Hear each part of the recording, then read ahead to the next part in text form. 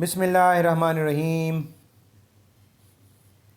My dear 8th class students, I am Muhammad Usman Munir, your English teacher, as you know, or I am fantastic and superb by the grace of Allah Almighty.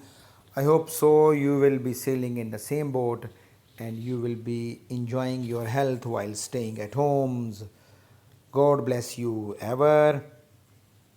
So, my lecture topic today is essay, and the essay name is A Visit to a Museum. This is a series of essays we have started. I have provided you people the two essays before. This is the third one, A Visit to a Museum, rather visit to museum. I am teaching you today visit to a museum. So let's start the essay. Before that, let me want to say to you people, just bring your registers and ballpoints along with you so that you may write the main points down over your register और जिसके बाद आपको याद करने में आसानी हो. Okay, so this is the English time. Please come on with your registers and ballpoints. Okay, here I have provided you people a essay, a visit to a museum, you can say to a paragraph as well. In the end, सबसे end पे जाइए. I have written some words for you. 1, 3, 5. This is absolute suitable for your level and for your class. It's class number 8. So और फिर दूसरी बात बेटा जो मैं आपको बताना चाह रहा हूँ वो ये है कि इसमें I have written the important meanings in Urdu as well. और दूसरा इसके साथ साथ I have provided you people the translation. अब ये दो चीज़ें इसलिए की हैं कि आप के याद करने में आपको आसानी हो, आपके समझने में इसको आसानी हो. मैं हमेशा आपसे कहता हूँ कि we are not genuinely English persons. हमें सबसे पहले जो थॉट आती है वो उर्दू में आती है and then will convert our Urdu into English. तो उर्दू में इसका जानना बहुत ज़रूरी है. Okay, so let's start. Last Tuesday our history teacher took us to the museum. पिछले मंगल हमारे तारीख़ के टीचर हमें लाहौर के अजायब घर ले गए. This is the past tense. He was our first visit. It was our first visit. Visit सैर को बोलते हैं. टू द म्यूज़ियम, ये हमारी अजायब घर की पहली सैर थी. ओके, ठीक हो गया. ये भी सिंपल पास्ट है बेटा, इसमें पास्ट टेंस ही ये है. Rather we bought tickets and entered the museum.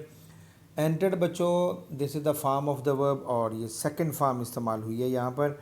हमने टिकट्स ख़रीदी और एंटर्ड द म्यूज़ियम और हम अजायब घर में दाखिल हो गए.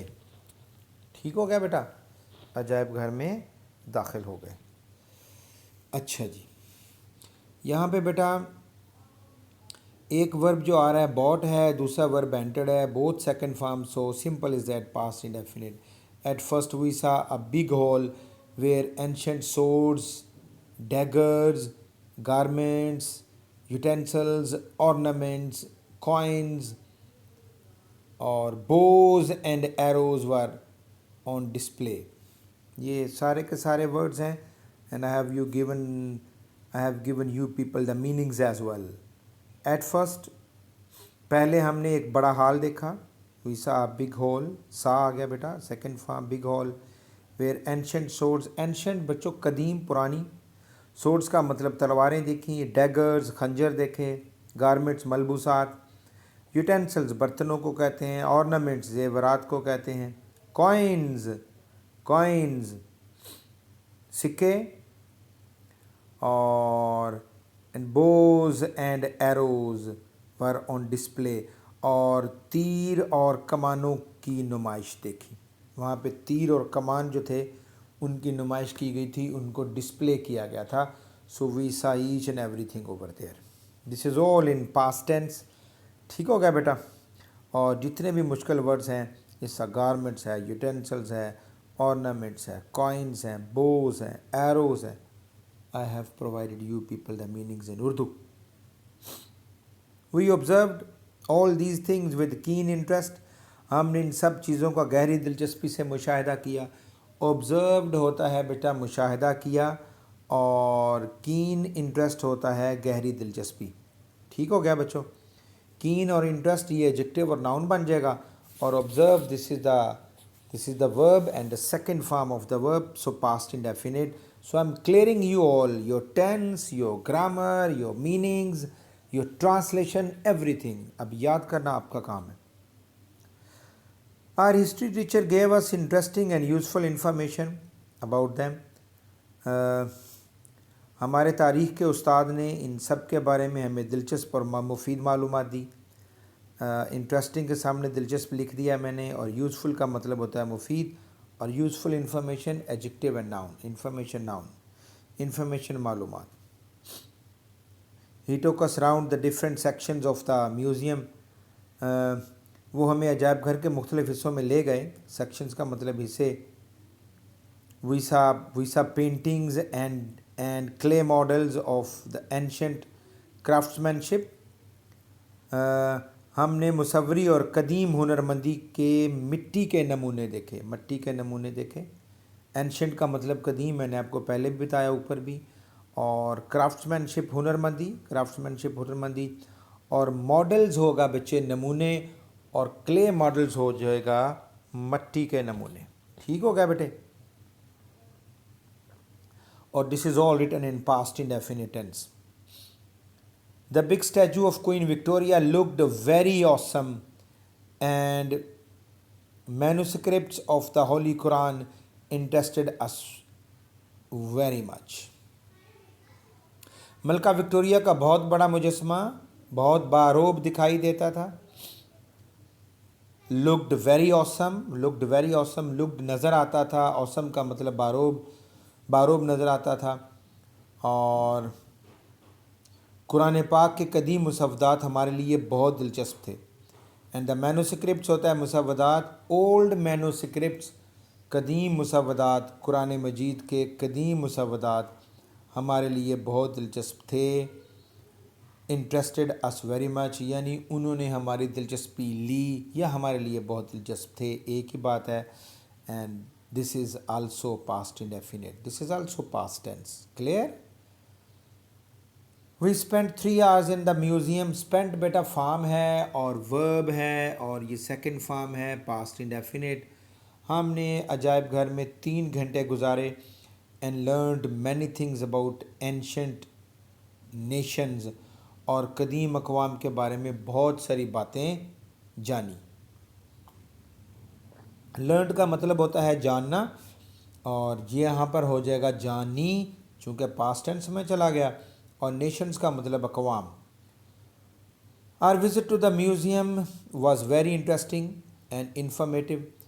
हमारी जो अजायब घर की सैर थी बहुत दिलचस्प थी. Very interesting and informative, adjective informative, और मालूमाती थी, यानी हमने वहाँ पर बहुत सारी दिलचस्पी की चीज़ें देखी.